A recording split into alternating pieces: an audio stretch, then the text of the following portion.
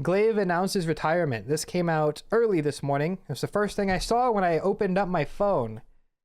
I have a lot to say about this, to be honest. Now, Glaive retiring is, as sad as it is to say, is the right move. I'm going to start this by saying it's funny that Glaive retired before Kerrigan, but, you know, it is what it is. I mean, Glaive's been on the way out. I mean, it's no secret that he hasn't been playing on the best teams. He hasn't been like getting good results. I mean, I don't even know when they made the major last with that Ents team before he got benched. But I mean, look at Glaive, bro. Like this guy, he basically made CS. He basically like crafted CS into what it is today.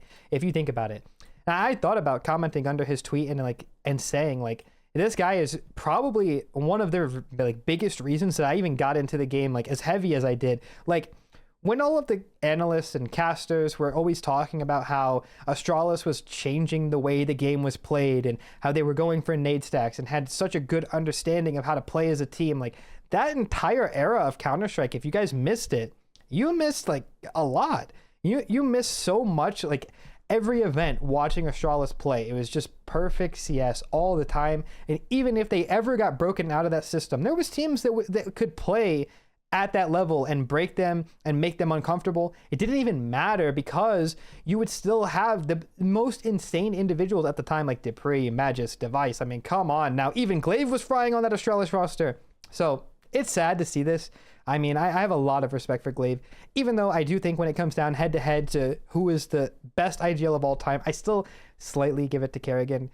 That's my bias, but I mean, it's hard to say that Glaive is not up there. Like he's either one or two, no in between. This guy changed the game forever, and him going to be a coach, I think that's nothing but excitement. I hope that he goes to a team that can take full advantage of what he brings to a team. They can really pick his brain. There's a couple of teams right away that I would like to see him on.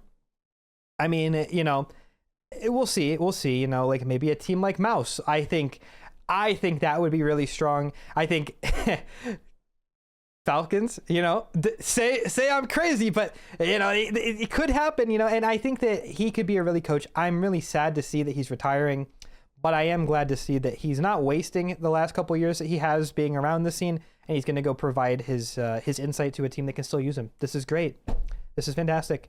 I mean, yeah, like a legendary player, sad day in Counter-Strike, but wow, what a career this guy had, huh? 4 majors. You cannot say anything. You cannot say anything bad about this guy. You literally can't say anything bad about this guy.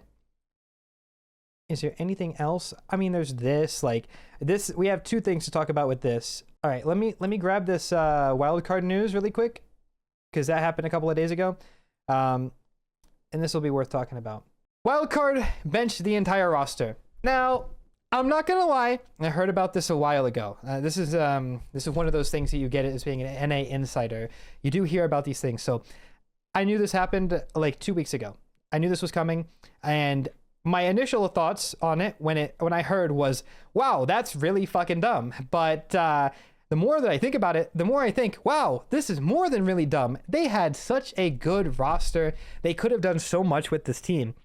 And instead, they just benched everybody.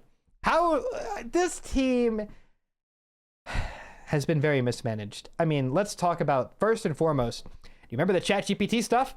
If you don't know what I'm talking about, I'll show you. This is why having an editor will be good.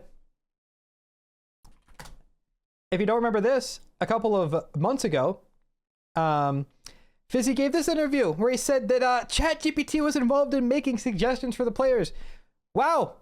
Yeah, I mean, so there's not really much to say. This team has been mismanaged like crazy. I mean, first and foremost, we have to, you know, talk about Fizzy got benched, went to 9. They were having success on that team, and then they pulled Fizzy back to wildcard just to bench the entire team. It's just such a slap in the face. Like, I don't understand how this team, like, you have JBA, which, in my opinion, just other than Lake, might be the most promising NA prospect. You have Stanislaw, an IGL who's been around for as many years as I can even think of. You have so many like chances to pick up either NA players. You could transfer EU players. You've done that a couple of times now. You have so many options. You had Susp on the team. You had who was the other player? There was another player on wildcard. Why am I forgetting?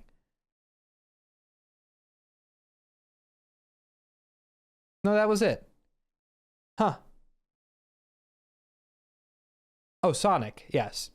You had Susp, you had Sonic, you had like such a good roster when they were playing. Like at this time last year at the Shanghai Major, they were so impressive. We got to see JBA play his first major, and he played well. We got to see like it's just like it's just so frustrating to see this. And then they're picking up an entire new roster. Shouldn't say this, but of course I'm gonna say it. I heard that they were doing tryouts with an entire new team. There's some interesting, I'm not gonna say names of players, but there's some interesting tryouts happening. And all I can say is that the roster that they're gonna end up with is gonna be a team that they're gonna invest a lot of time into. And they're not starting with anything. They have to start over with whatever team that they decide to go into. Whatever they decide picking up. Like, I'm not gonna say, because the names I heard they are interesting. Let's just say that, okay? I wish I could. They're not bad players. I'm not like throwing shade at anybody who tried out for wildcard if you end up seeing this, but it's like you could have kept these players and then just picked up the new players that you're trying out, but you didn't. And now they've their coach is gone. This Vince guy went on to Metasport, and now they have picked up this guy, James IRL. I'm going to be honest with you. I don't know much about James IRL. I know he's been around before in the scene, so there is some like background to him. He might have NA's interest at heart. Maybe we'll see like a good wildcard team built up over time, right? But, it's just weird. They're starting from scratch. I mean, I won't speak too much as to who they're playing with until that gets confirmed, because I'm not that guy. I don't want to ever lose my status as an insider. There's some people that will tweet about what they heard and what they saw, and that's where those leaks come from. Like whenever you see like Overdrive or whoever else tweets about the roster changes, like it comes from real places, But yeah, this move is just tragic. Like I wish, despite everything else, I hope that JBA gets on the best team that he could hope for. I want JBA on Liquid. I want JBA on, NRG if they end up making changes after the major. I want JBA on M80. I want JBA on the best team we got. He deserves it. Okay? After everything that he's done for this team, him and Stan, I just feel like they've just been pushed to the side. It's just really sad to see. But it's NACS at the end of the day. We all know that NA has a history of making like the worst decisions ever. And yeah, this is just tough. Yeah, I hate to see that.